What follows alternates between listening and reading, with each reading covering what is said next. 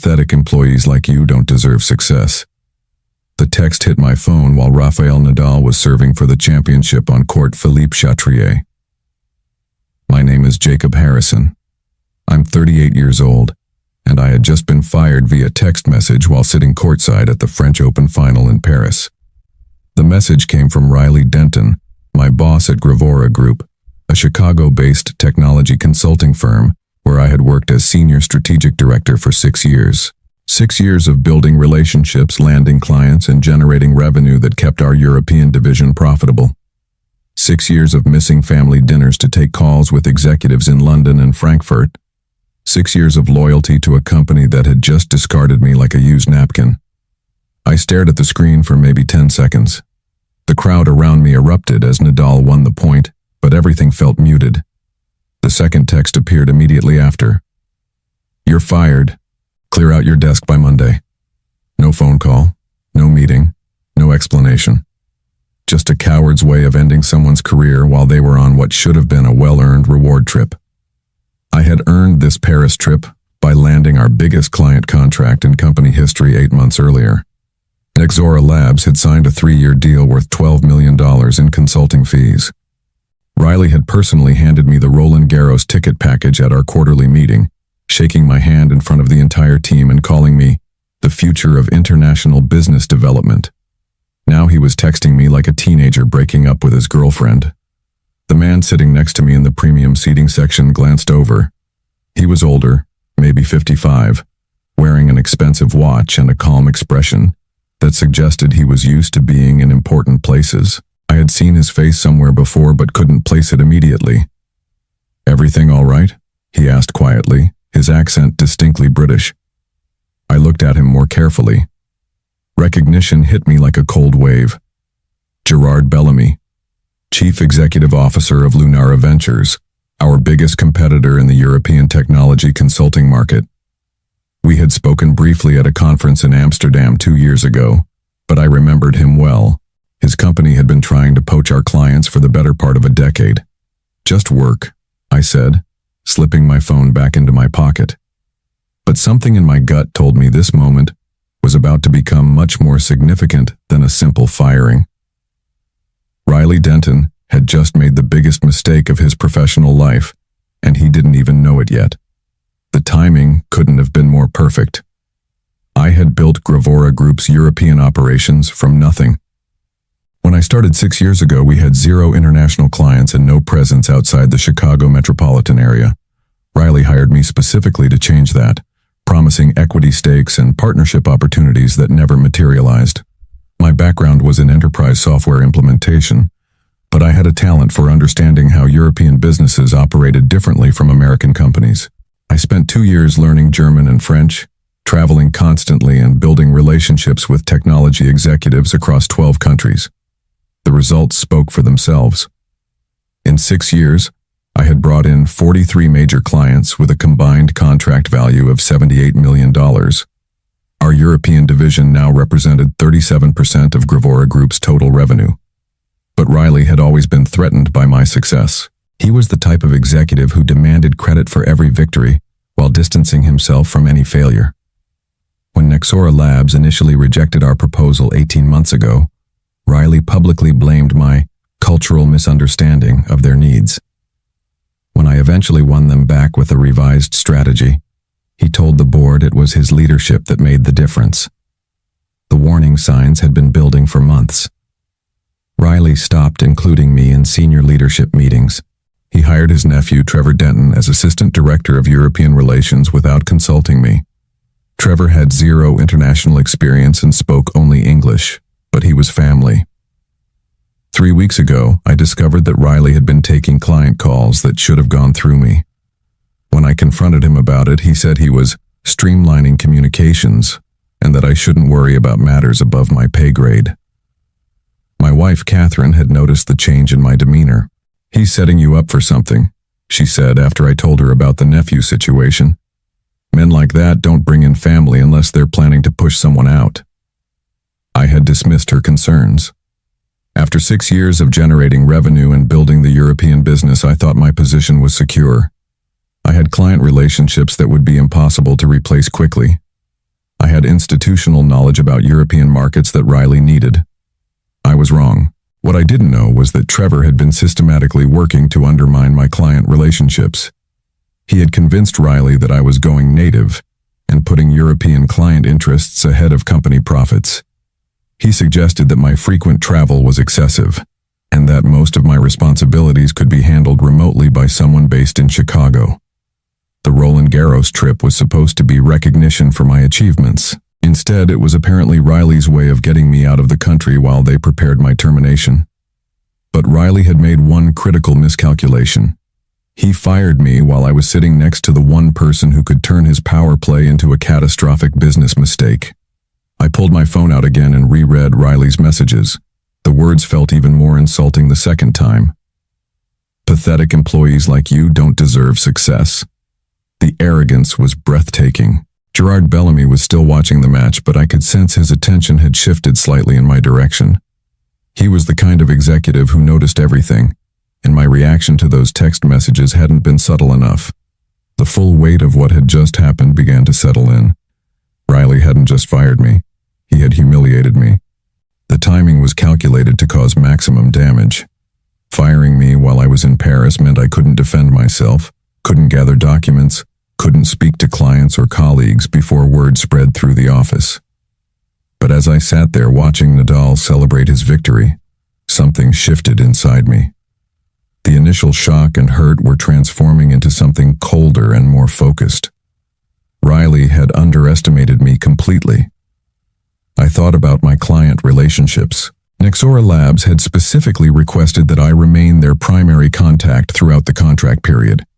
Klaus Weber at Kristen Global had told me just last month that he considered me irreplaceable. Marie Dubois at Hollowgate Systems had been pushing for a contract extension specifically because she trusted my oversight of their implementation. These weren't just business relationships. They were partnerships built on 6 years of trust, competence, and cultural understanding. Riley seemed to think he could simply inherit them by firing me and installing his nephew. He was about to learn otherwise. I glanced at Gerard Bellamy again. Lunara Ventures had been trying to break into the American consulting market for years, but they lacked the client relationships and cultural knowledge to compete effectively with established firms like Gravora Group. What if they suddenly had access to both? The crowd began filing out as the trophy ceremony concluded.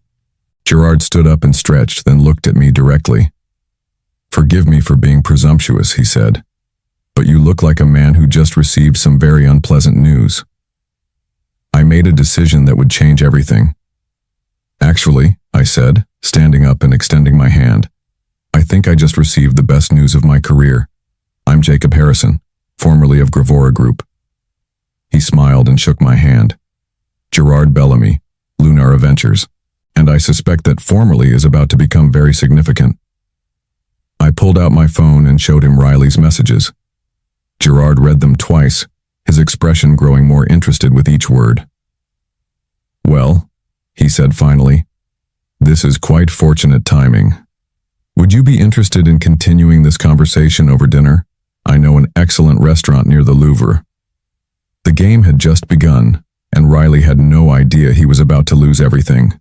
By Sunday evening, I was back in Chicago with a job offer from Lunara Ventures that exceeded my wildest expectations.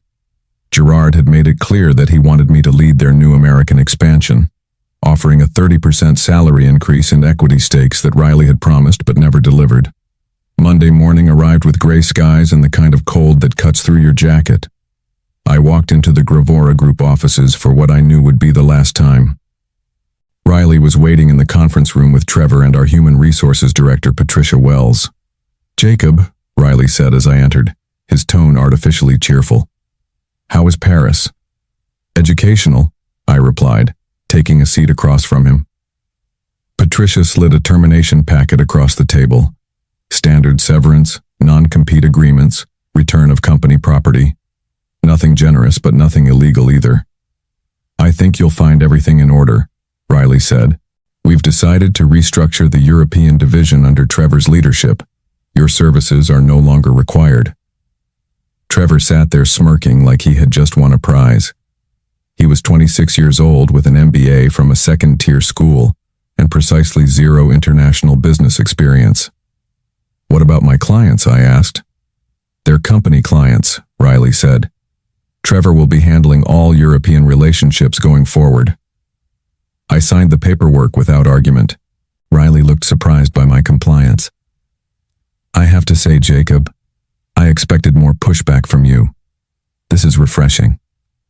No point fighting the inevitable, I said, standing up and shaking his hand. I wish you the best with the European market.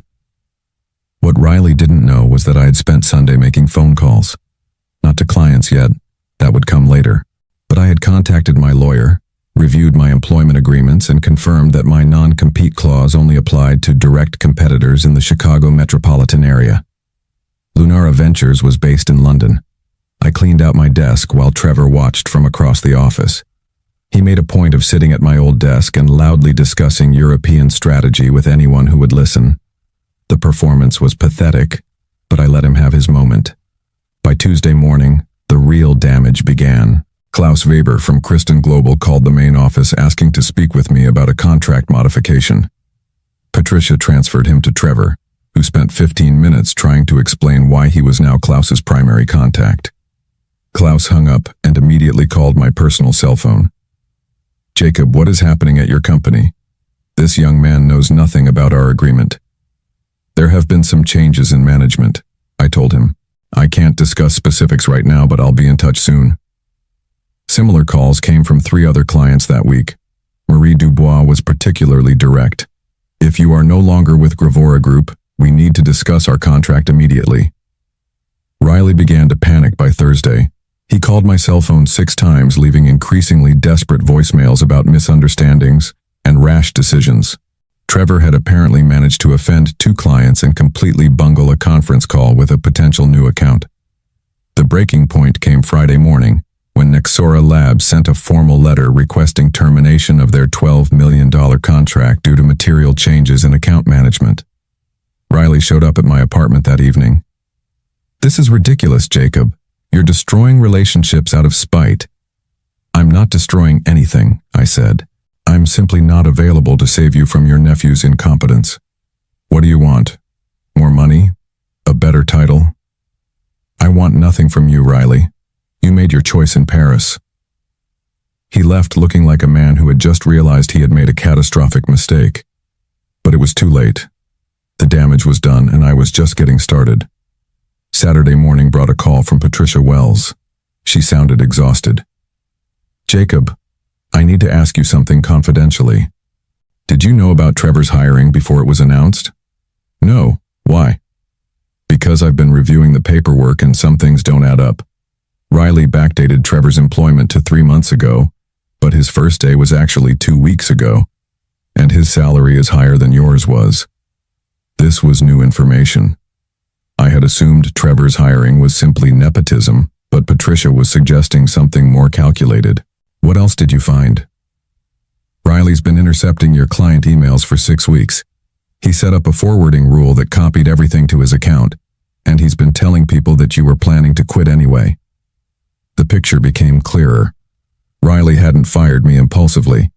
He had been planning this for months, systematically undermining my position while preparing Trevor to take over. The Paris trip wasn't a reward. It was a convenient way to get me out of the country while he completed the transition. Patricia continued. There's more. Riley's been negotiating with a consulting firm in Berlin about acquiring our European client list. He told them you were unreliable and that the company needed professional management of international relationships. Now I understood.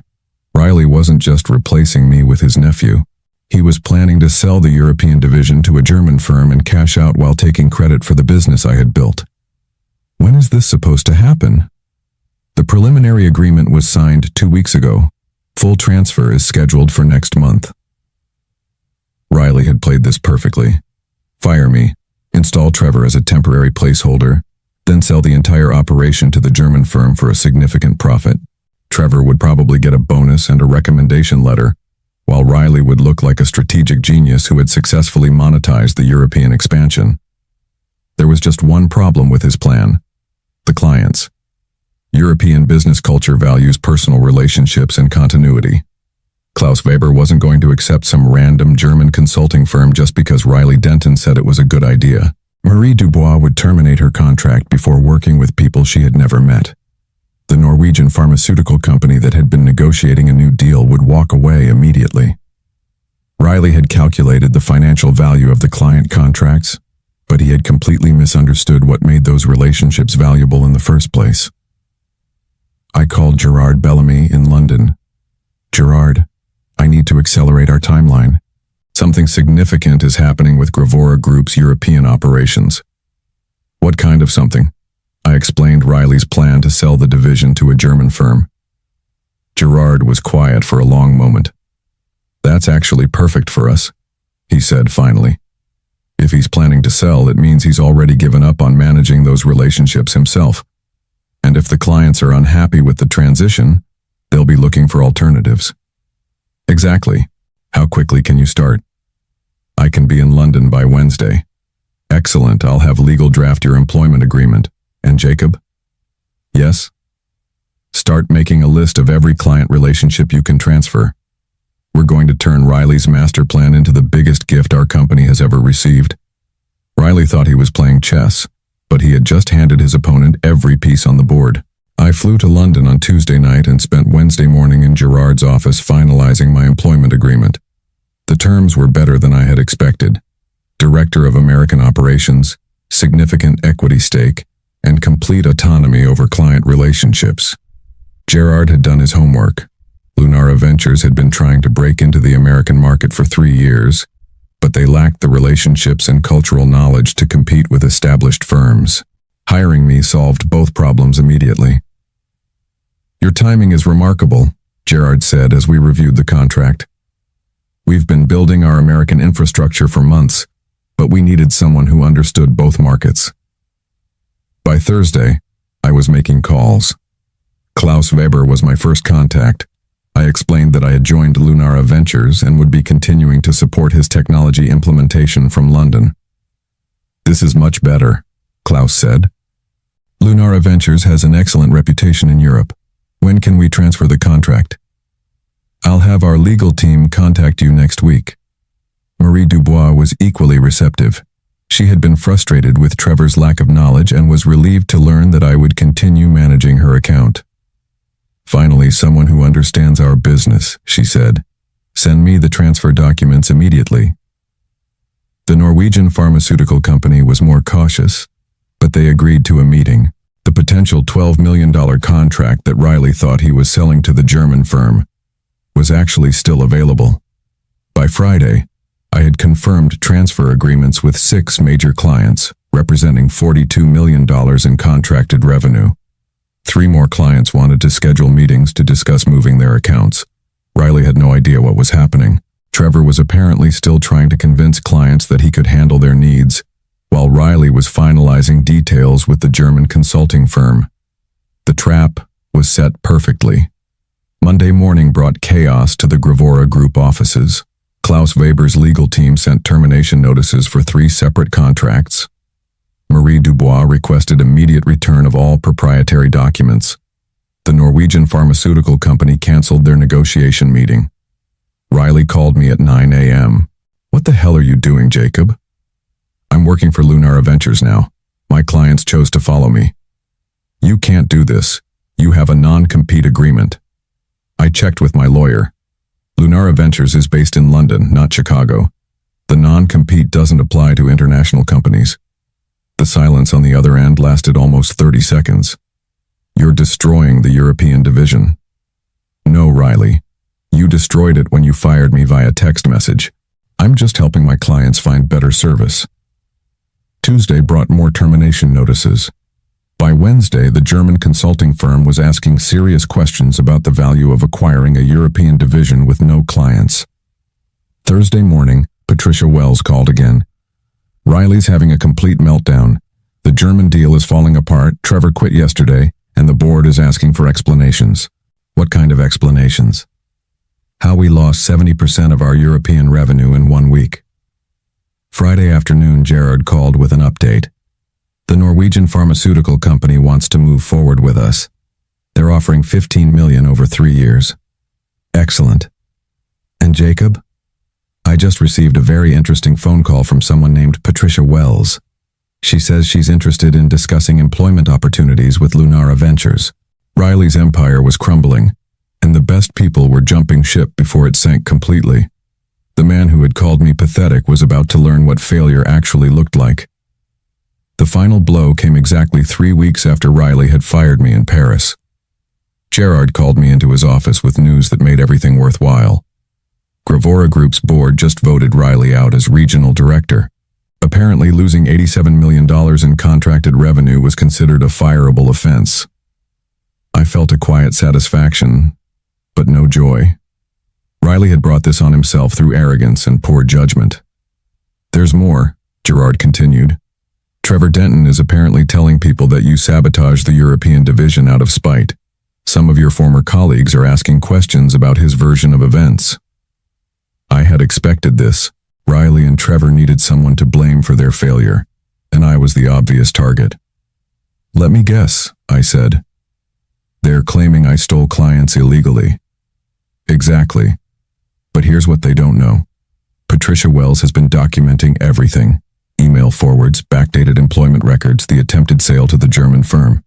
She's prepared to testify that Riley had been planning your termination for months. The irony was perfect. Riley's methodical planning had created a paper trail that proved his actions were calculated rather than reactive. If he had simply fired me honestly, he might have retained some clients. Instead, his deception had made my departure look justified to everyone involved. What happens now?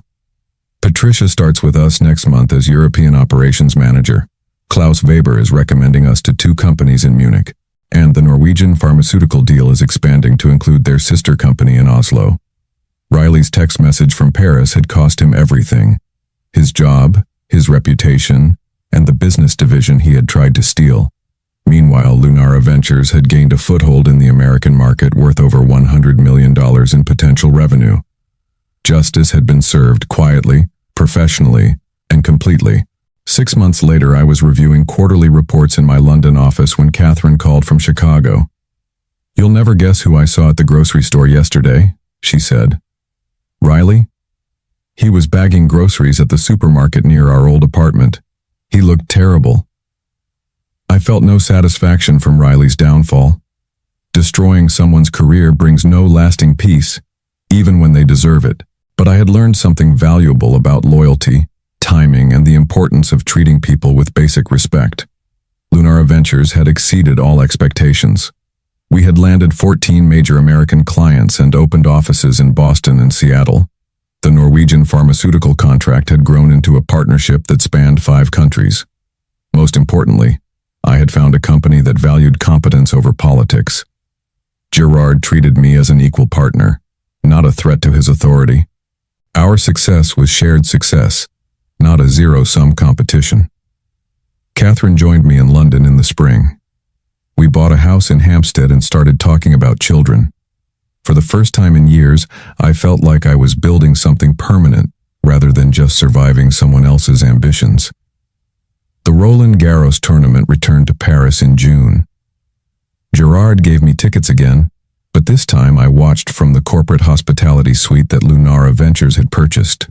Rafael Nadal won his 14th French Open title that day. As he lifted the trophy, I thought about how much my life had changed since the previous year. Sometimes the worst thing that happens to you turns out to be the best thing that could have happened. Riley's text message had set me free, even though that wasn't his intention. I never thanked him for it, but maybe I should have.